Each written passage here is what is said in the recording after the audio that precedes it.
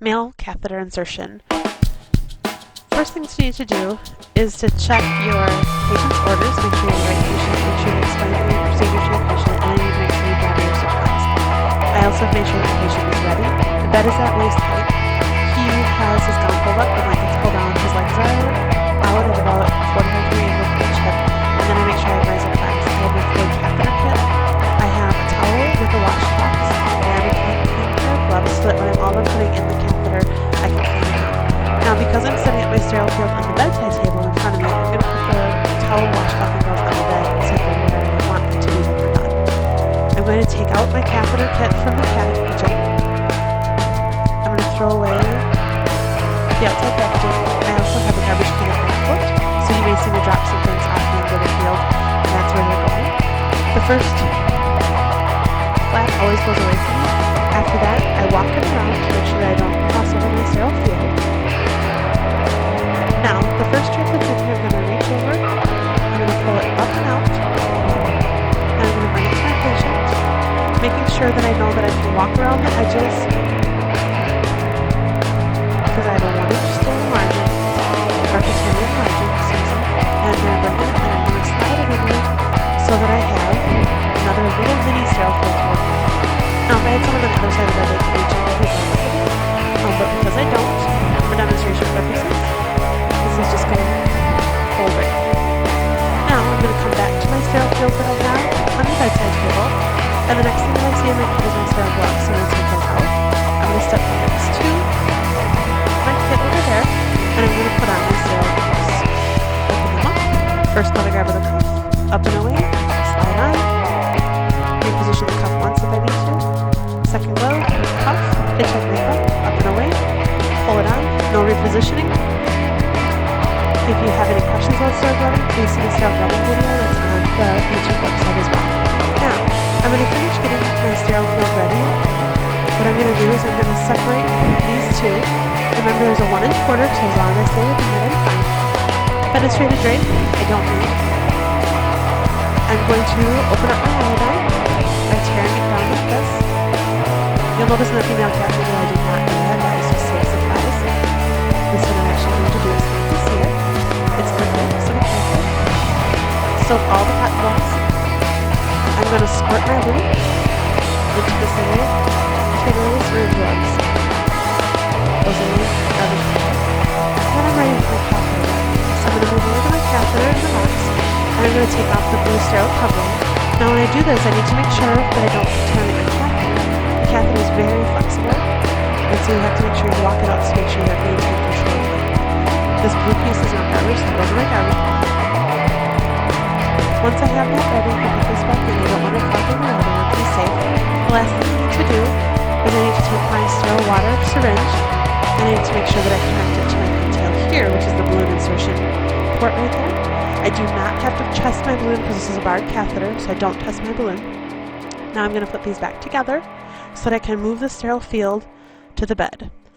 When you move your sterile field, you come in from the sides with your fingers, making sure you maintain that 1-inch border, and I'm going to slowly bring it over and place it down between his legs on the bed. Now, it looks exactly like the female catheter insertion that you saw before. You separate the two containers, and when I do my last survey to make sure everything's correct, lube, betadine, and catheter ready. Now I'm going to contaminate my hand by putting my hand on his symphysis pubis. I'm going to wrap my fingers around his penis, starting with my finger, my pinky finger, working up to my thumb and index finger, making sure that I have good control of it. I'm going to start with the betadine. It might be helpful if you tell your patient it's going to be a little bit cold because it's room temperature. And so I grab it with my sterile forceps, and I start at the middle and do concentric rings around to cover the whole tip of the glans penis. Now when I bring the cotton ball around my sterile field so I don't contaminate it, and it goes in my garbage pile, which is still on my bedside table, and I grab the next betadine cotton swab, go all the way around, make sure I don't cross over my sterile field, and you do at least 3 cotton balls. And I have my third one, back and forth and around, and there we go. Next, I'm going to grab my catheter out of the box. I'm going to dip it in my lube, about 2 inches up. Make sure that I'm going to find the urethral opening. I'm going to rotate it a little bit in. I make sure that I don't touch the tip of his penis with my right hand, which is still sterile, and I'm going to insert it about 6 to 7 inches. I see urine coming down my catheter. I'm going to run my thumb and first finger off, like that, to make sure that I have a little bit of room in case I need to reposition the catheter. I'm going to grab my syringe with sterile water. I'm going to begin to inflate. If I meet any resistance or my patient complains of any pain, I stop, look what I'm doing, and reposition. He does not complain of any pain. I'm going to continue to insert the water. I fill the balloon up with the 10 cc's of sterile water. Once that's done, I can bring my fingers off. I can come and disconnect here and put that down. Now I'm going to transition from sterile gloves to clean gloves. So I'm going to grab my clean gloves that I have right next to me here. After I get these on, I'm going to clean up my garbage. I'm going to secure the catheter to him. And then I'm going to clean him off. So first I clean up my garbage. Take the catheter out of here. Take that box, that sterile drape. I connect my catheter to a non-movable part of the bed. This is another option for a cath secure. It's the bed clip. So in case I don't have any tape, I can bring that right around and secure it to his bed like this. And then last but not least, with my clean gloves, I'm going to wash him off and make sure that I get rid of all the iodine.